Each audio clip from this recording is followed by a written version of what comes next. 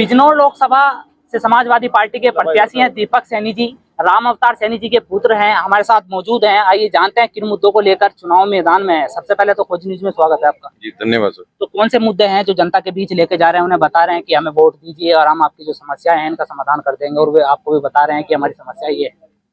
देखिए, पिछले 10 सालों से जो भाजपा सरकार है वो अपने मुद्दे लेकर आई थी किसानों की आय दुगनी करने का, नौजवानों को रोजगार उपलब्ध कराने का, नौकरियां देने का, व्यापारियों को अच्छी सुविधाएं मुहैया कराने का, गरीबों के पक्के मकान, उन्होंने कहा था हर गरीब के घर पे छत पे पक्का मकान होगा। ये सब झूठे वादे हैं उनके। आज तक कभी ऐसा तो नहीं। उत्तर प्रदेश का युवा बेरोजगार है। सरकार इसकी तरफ जब वो देखता है अपने रोजगार के लिए, तो सरकार उनसे पेपर लीक कराकर फीस वसूलने का काम करती है। और उत्तर प्रदेश का युवा जब जाता है किसी मंत्री या मुख्यमंत्री या किसी विधायक के पास या धरना प्रदर्शन करता है, तो उन पर मुकदमे दर्ज कराकर उन पर लाठीचार्ज करने का काम करती है। तो सबसे बड़ा मुद्दा जो हमारे यहाँ है वो किसानों के जो आवारा पशुओं से फसलों का नुकसान है, और हमारा उत्तर प्रदेश का युवा बेरोजगार है।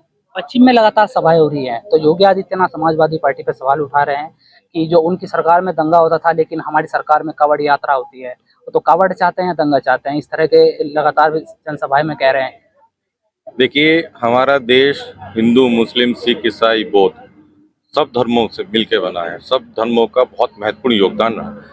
ये सरकार, जब से भाजपा सरकार सेंट्रल गवर्नमेंट में आई है, केंद्र सरकार में आई है, तब से ये सिर्फ भाईचारा खत्म करके नफरत की राजनीति फैलाने का काम करते हैं। और अब भी वो इसी मुद्दा है उनके पास। इसके अलावा विकास का, रोजगार का कोई मुद्दा नहीं है। वो सिर्फ धर्म की राजनीति करना चाहते हैं, जिससे धर्म विशेष का उन्हें वोट मिले। तो जयंत चौधरी कह रहे हैं कि दो पहलवान थे, दोनों ने हाथ मिला लिए, तो फिर कौन बचा? देखिए, पर्सनल कमेंट करना ज़्यादा सही नहीं है। आपको पता है कि जयंत चौधरी जी हमारे 2022 में समाजवादी पार्टी गठबंधन से थे। अब उनकी कुछ मजबूरियां रही होंगी, शायद कुछ प्रेशर रहा होगा, या ईडी सीबीआई से शायद डर गए हों, इस वजह से वो बीजेपी के साथ मिल गए। और बीजेपी का तो, भाजपा का, सरकार का तो मुद्दा ही ईडी सीबीआई का हथियार है उनके। डराते हैं, धमकाते हैं, वसूली करते हैं। जो नेता नहीं मानता, जो विपक्ष के मजबूत नेता होते हैं, उन्हें डरा के जेल में बंद कर देते हैं। अरविंद केजरीवाल जी का आपने देखा ही। जब टिकट हुआ, मेरी आपसे पहले भी बात हुई, तो आप कह रहे थे कि मैं मैदान में नहीं गया हूँ, लेकिन आप मैदान में हैं लगातार। अब तो कुछ दिन बचे हैं, 19 अप्रैल को मतदान होना ही है। तो बहुजन समाज पार्टी से विजेंद्र जी हैं, और आरएलडी और भाजपा के एनडी के जो प्रत्याशी हैं चंदन चौहान जी हैं, आप भी समाजवादी पार्टी के प्रत्याशी हैं, तो किससे टक्कर मान रहे हैं आप? देखिए, इंडिया गठबंधन की सरकार सीधी सीधी भाजपा सरकार से है। हम भाजपा सरकार को उखाड़ फेंकने के लिए कार्यरत हैं, और हमारा इंडिया गठबंधन का एक एक कार्यकर्ता पूर्ण रूप से, पूर्ण अपनी ताकत के साथ इंडिया गठबंधन के साथ खड़ा है, और इस नफरत फैलाने वाली सरकार को उखाड़ फेंकने के लिए दंडबद्ध है। जो भाजपा के प्रत्याशी हैं, हालांकि आरएलडी का भाजपा का गठबंधन हो गया है, लेकिन भाजपा का प्रत्याशी हो चाहे आरएलडी के प्रत्याशी हो, वे कह रहे हैं कि हमारी टक्कर पे कोई नहीं है, हम ही चुनाव जीत के जाएंगे। देखिए, अभी आपने न्यूज में देखा होगा, ये तो अपने आपस के कार्यकर्ताओं का सम्मेलन नहीं बैठा पा रहे, आपस में इनमें पथराव हो रहा है। और इंडिया गठबंधन का एक एक कार्यकर्ता सब एकजुट होकर कंधे से कंधा मिलाकर चुनाव लड़ रहा है। लगातार प्रधानमंत्री जी भी आए, मेरठ से शुभारंभ किया गया, पहले भी 2014 में, 19 में भी शुभारंभ किया, तीसरी बार 2024 के लोकसभा चुनाव है, फिर भी ऐसे शुभारंभ किया गया। सहारनपुर में भी उनकी रैली है, तो किस तरह देखते हैं, क्या असर पड़ेगा? क्योंकि मुख्यमंत्री भी लगातार हर लोकसभा क्षेत्र में जा रहे हैं, अमित शाह जी और प्रधानमंत्री जी लगातार संबोधित कर रहे हैं, तो क्या इसका असर देखने को मिलेगा पश्चिम में? देखिए, जनता अब समझ चुकी है इनके झूठे वादे और ये जुल्मों वाली, जुल्में फेंकने वाली सरकार है। जनता सब समझती है, और अब बीजेपी में बौखलाहट है। जनता के प्रति जो, जनता में बीजेपी सरकार के प्रति जो नाराजगी है, बीजेपी बौखलाई हुई है। इसलिए वो अपने बड़े नेताओं को, माननीय प्रधानमंत्री जी, अमित शाह, गृह मंत्री, सबके प्रोग्राम लगा रही है, लेकिन जनता नकार रही है उन्हें। ये तो इससे पता चल ही रहा है कि आपकी सक्रियता, आप सक्रियता हो, एक्टिव हो बिल्कुल, क्योंकि जो प्रोग्राम है, आप प्रोग्राम के अनुसार समय पर पहुंच रहे हो। देखा जाता है कि नेता बहुत 2 घंटे लेट हो जाता है, 4 घंटे लेट हो जाता है प्रोग्राम में, पब्लिक उनका इंतजार करती रहती है। देखिए, यूपी में अब युवा जाग रहा है, और हम युवा हैं, एनर्जी है, हिम्मत है, कोशिश कर रहे हैं पूरा सब अपने युवा भाइयों के बीच पहुंचने का, अपनी बात रखने का। तो नेता तो हम है नहीं, हम तो कार्यकर्ता हैं भाई।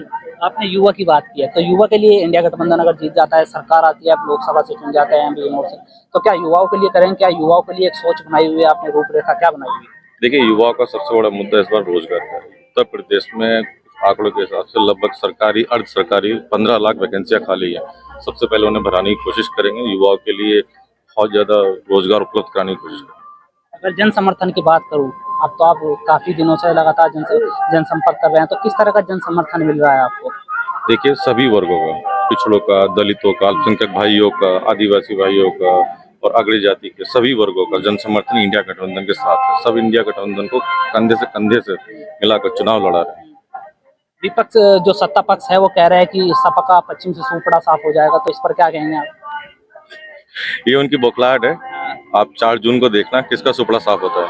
तो 4 जून की आपने बात की, 4 जून को सरकार बनेगी, तो आपकी भी जो लोकसभा क्षेत्र है आपकी भी गिनती होगी, तो किस समय तक आप जीत माने कि आप किस समय तक जीत जाएंगे, और और भी जो आपके विपक्षी हैं उन्हें कब तक किस समय तक आप हरा देंगे? देखिए पिछड़े समाज का यहाँ बिजनौर लोकसभा में टिकट होने से विपक्षी अपने हथियार डाल चुके हैं। पिछड़ा समाज यहाँ 4 लाख से ज्यादा संख्या में रहता है। पिछड़ा समाज प्लस अल्पसंख्यक भाई हमारे अगड़ी जाति के सभी वर्गों का वोट मिल रहा है, तो वो पहले ही हथियार डाल चुके हैं और बौखलाहट में उल्टे सीधे बयान दे रहे हैं। तो चुनाव में किस तरह का चैलेंज आप देख रहे हैं? बड़ा चुनाव है लोकसभा का, 5 विधानसभा सीटें हैं। चैलेंज देखा जाए तो क्षेत्र बहुत बड़ा है। बिजनौर लोकसभा बहुत बड़ी लोकसभा है, तो हम कोशिश ये कर रहे हैं ज्यादा से ज्यादा अपने गांव में अपनी बात रख सकें और अपने कार्यकर्ताओं से अपील कर रहे हैं कि वो ज्यादा से ज्यादा अपने क्षेत्र में जाएं, सब लोगों से अपील रखें, हमारे किसान भाइयों से, गरीब भाइयों से, व्यापारियों से, मजदूर भाइयों से सबसे बात करें। कोशिश कर रहे हैं कि ज्यादा से ज्यादा अपनी जो बात है वो लोगों तक पहुंचा सकें। ठीक है, ये थे हमारे साथ बिजनौर लोकसभा से समाजवादी पार्टी के प्रत्याशी दीपक सैनी जी।